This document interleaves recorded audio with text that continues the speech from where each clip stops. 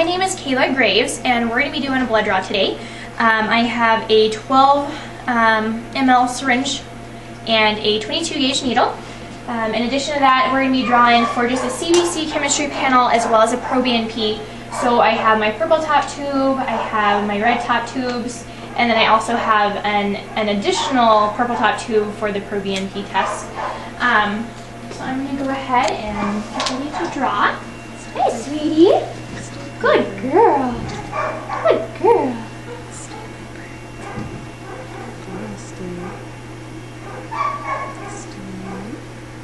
Gosh, I can feel her pulse. It's beating away. Good girl. Stay tighter. So good girl.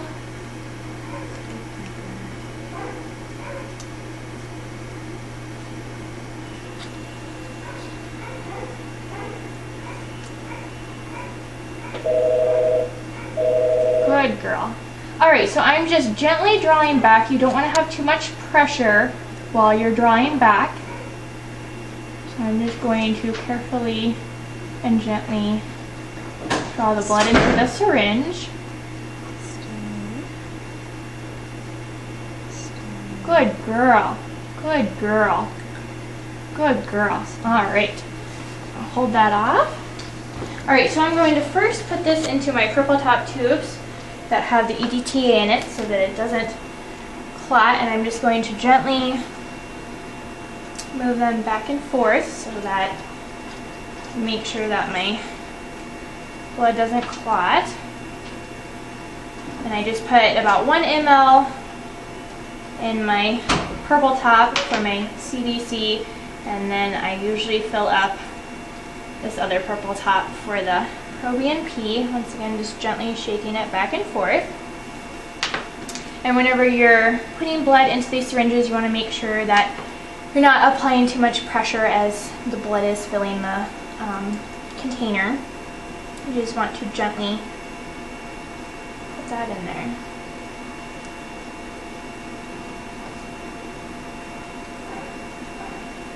And if you want as well, you can always take the cap off of the top and then take the needle off and then just put it in that way.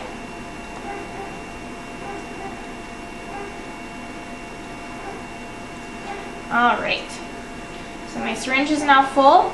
I'm going to go ahead and sit it over here and let it clot, and then we'll go ahead and rim it and spin it down. Alright, so we're now going to go ahead and rim the blood sample. It's been sitting here for about 30 minutes.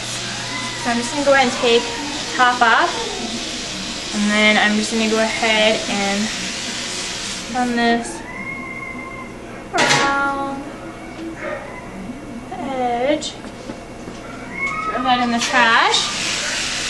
I'm going to put the lid back on it, and then I have my other tube set to go ahead and balance that out, and then I'm going to set that in there.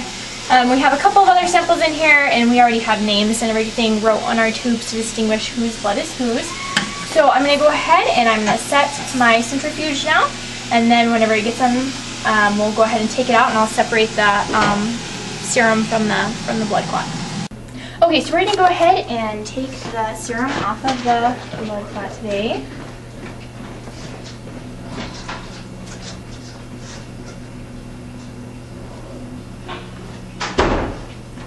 You want to make certain not to get anything other than the serum.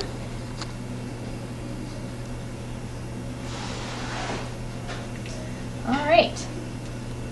I'm now going to go ahead and label my tube so that I know whose it is. And really quick, you can kind of see it. Normally the serum is supposed to be clear. You don't want it to be like pink where it's kind of cloudy, or it could be hemolyzed where it's really red. Sometimes it can be icteric where it's yellow as well if they have liver issues. So you always want to kind of take a look at the serum and see what it looks like. Hemolysis can affect test results. Kind of notice whenever the serum spins down, the plasma, you want to make sure that it's clear. You're going to get the most accurate results. So you always want to pay attention to see what it looks like. If it's kind of reddish colored, where it has hemolysis, it could be that the dog has a disorder that's breaking the red blood cells apart, or it could just be from you pushing in or doing something wrong. If you're drawing back too fast, if you're pushing into the syringe, if it spins for too long. Another thing is that it could be like remake if the dog ate that morning. That can also affect test results. So document what the serum color is like. Same if it's yellow where it's icteric. That can a lot of times mean that it's having some kind of liver issue. So it's always good to document if it's clear or what color it is. If you notice that it's hemolyzed less like remake, or it's kind of more of a cloudy pinky appearance. So anyway, we're going to go ahead and spin that down, and then I'm going to go put this in our machine and go ahead and go start the CBC Kim panel. Thanks!